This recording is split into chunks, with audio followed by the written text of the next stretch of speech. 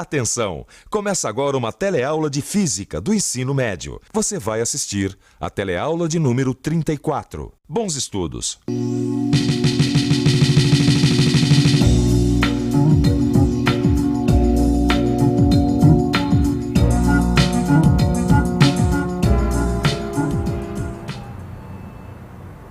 Oi, você já teve nas teleaulas passadas de física muitas noções sobre ótica. Você conheceu as leis da refração e da reflexão e como elas são aplicadas aos espelhos e lentes.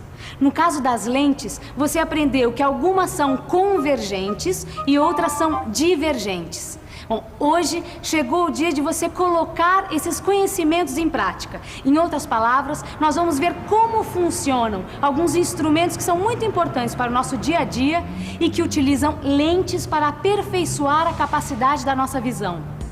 Na teleaula de hoje, você vai aprender como o olho humano recebe as imagens do mundo exterior e como os óculos podem corrigir alguns problemas comuns da visão. Vai conhecer também como funcionam instrumentos como lunetas, telescópios, microscópios, projetores e lupas. E agora, muita atenção, porque a nossa teleaula está apenas começando.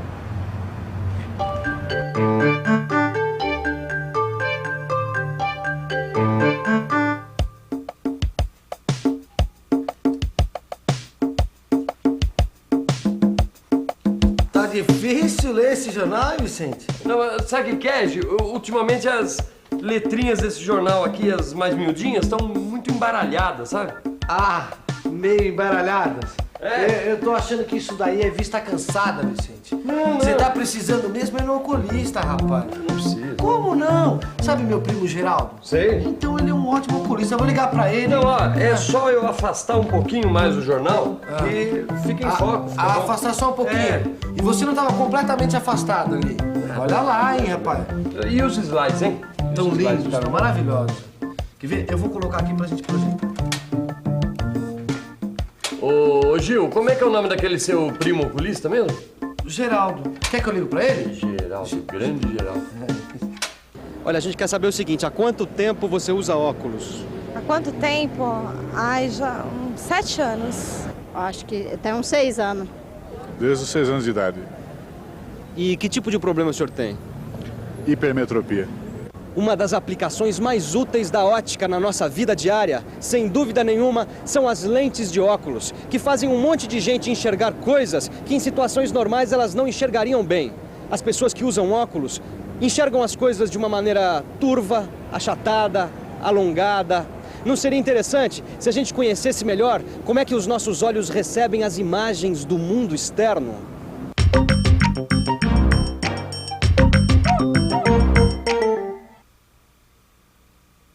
O olho humano pode ser comparado a um globo que tem, na sua frente, uma lente convergente. Esta lente tem o nome de cristalino e a sua função é formar, lá no fundo do olho, na região que recebe o nome de retina, a imagem dos objetos que nós estamos vendo. É importante notar também que as imagens no cristalino formam-se de modo invertido, isto é, de cabeça para baixo. Mas as lentes mudam o olho das pessoas? Não, Rosinha, não é isso que acontece na verdade. É que para determinadas pessoas, a imagem não se forma exatamente sobre a retina como é certo. Ela se forma antes ou depois da retina. É como se o olho dessas pessoas fosse achatado ou alongado, é isso? Isso. O que o óculos faz é corrigir esse defeito. Mas o importante é saber que existem 2 problemas principais que prejudicam a visão perfeita de um objeto. É a miopia e a hipermetropia. Por exemplo, no caso de uma pessoa que tem miopia, a imagem se forma antes ou depois da retina? Olha só, Rosinha. No caso da miopia, a imagem é formada antes da retina. A lente é muito convergente e por isso a imagem se forma antes de atingir o fundo do olho. Para corrigir este defeito, é necessário diminuir um pouco essa convergência com o auxílio de uma lente divergente. Esse tipo de lente faz com que raios luminosos entrem no olho de modo mais divergente e assim a imagem se forma no fundo do olho, ou seja, na retina. No caso de uma hipermétrope, é justamente o contrário. A imagem é formada depois da retina. Nesse caso, a lente é pouco convergente e a imagem se forma além do fundo do olho, o que resulta numa visão não nítida. Aí, será necessário uma lente convergente para corrigir essa tendência.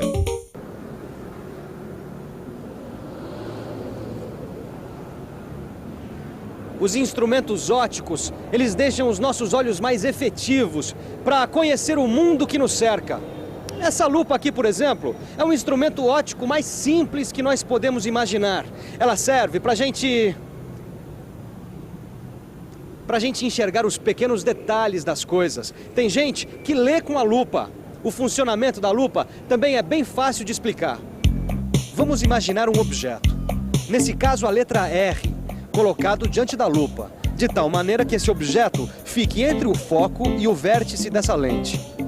A lupa vai produzir uma imagem virtual desse objeto.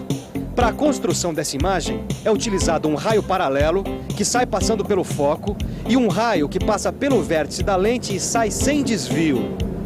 A imagem deste objeto é maior do que o objeto, mas com a mesma orientação, e é uma imagem virtual porque se forma atrás da lente. Muitos outros instrumentos de ótica utilizam a lente convergente como princípio central do seu funcionamento. Um deles é o conhecido projetor de slides.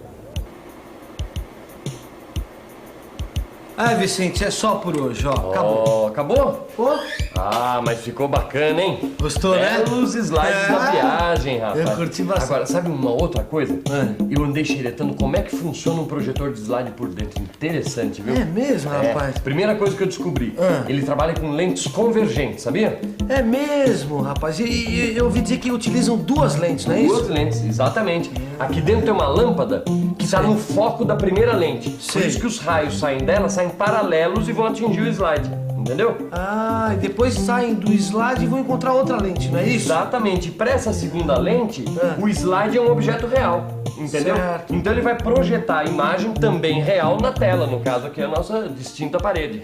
Certo. Agora, e o problema do foco? Ah, o Quando- foco.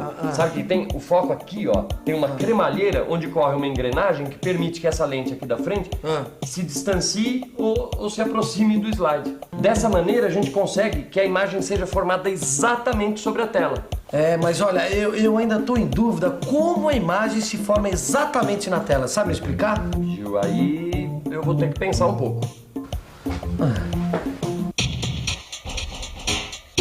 Vamos pensar um pouco. Para entender como a imagem do slide vai se formar sobre a tela, deixe eu imaginar dois raios luminosos saindo de um ponto P.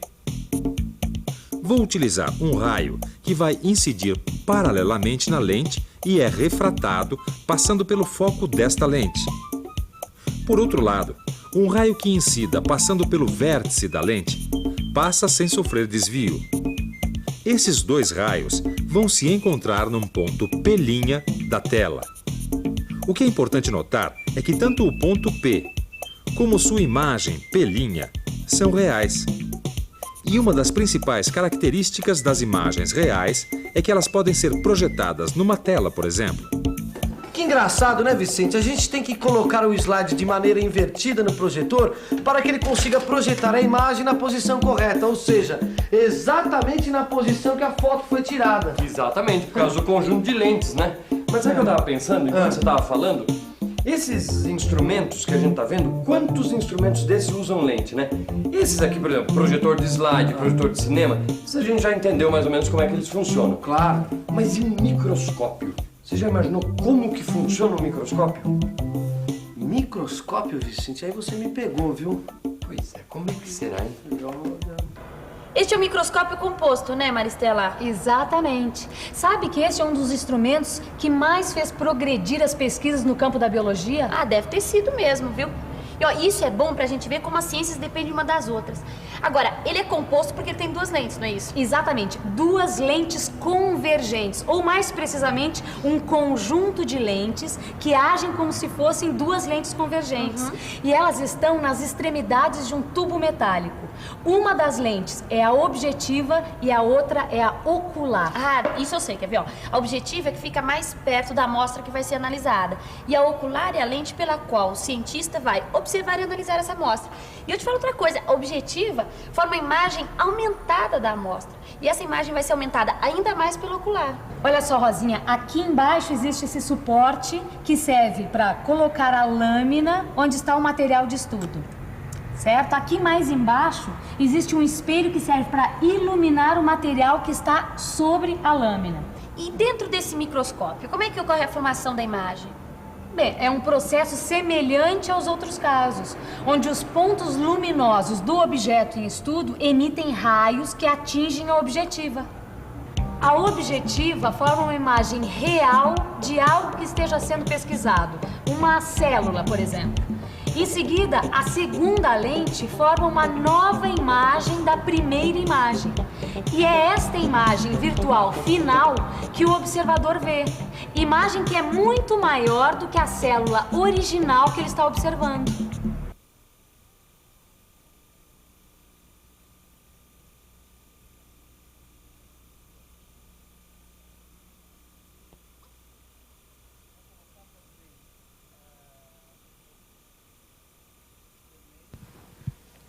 Assim como os microscópios foram muito importantes para a biologia, os telescópios e as lunetas auxiliaram muito a astronomia e trouxeram grandes progressos para o estudo do universo. Bem, na verdade, uma luneta astronômica e um microscópio são muito semelhantes. Ambos possuem duas lentes convergentes. Cada uma dessas lentes fica numa extremidade de um ou dois tubos. Uma lente é objetiva e a outra lente é a ocular. A grande diferença entre esses dois instrumentos, como não poderia deixar de ser, está nas distâncias focais das objetivas. Neste tipo de luneta, a objetiva forma uma imagem real do astro que se está observando. Como esse astro está a uma distância muito grande, vai se formar praticamente no foco a imagem F1 da objetiva. A imagem vai ser real e invertida em relação ao objeto observado. Esse fato não tem grande importância quando a luneta é usada para observar os astros, a Lua ou algum outro planeta. Nesta figura, foi utilizada uma árvore para mostrar a inversão e para comparar essa luneta com uma outra. É a luneta terrestre, que exteriormente não tem muita diferença da luneta astronômica, mas ao contrário desta, não inverte o sentido dos objetos observados. A diferença principal das duas está na ocular. Enquanto as lunetas astronômicas usam lentes convergentes, as terrestres usam lentes divergentes. Os raios luminosos vindos dos objetos formam, por assim dizer, uma imagem real perto do foco da objetiva. Mas, na verdade, esta imagem não pode ser formada, pois antes disso, os raios vão encontrar a ocular. Entretanto, é justamente essa imagem que vai servir de objeto virtual para a ocular. A ocular forma, então, a imagem final, que vai ter a mesma orientação que o objeto que ela está observando. As lunetas foram introduzidas no estudo dos astros por Galileu, mas existem outros tipos de instrumentos ópticos que também são muito importantes para a astronomia, como, por exemplo, os telescópios refletores. Eles foram introduzidos por cientistas como, por exemplo, Isaac Newton. Bem, essa é outra história. Os telescópios refletores, eles usam como objetiva um espelho côncavo, que pode ser esférico ou parabólico. Existem vários tipos de telescópios refletores. Quer ficar fera em telescópio? No seu livro de física, você vai poder estudar com detalhes o funcionamento interno dos telescópios. Tchau aí, Gil. Tchau, Vicente. Bom, enquanto o Vicente vai cuidar da visão, que tal a gente fazer uma revisão, certo? E atenção, se liga aí, que é hora da revisão. Na teleaula de hoje, você aprendeu mais sobre a visão e viu como o olho humano recebe as impressões do mundo exterior. Aprendeu também como funcionam diversos instrumentos de ótica, como a lupa, o projetor de slides, o microscópio, as lunetas astronômica e terrestre. e os telescópios. Bom, agora é com você. Aprofunde todas essas informações com o auxílio do seu livro de física e boa sorte. Até a próxima. Tchau. Tchau.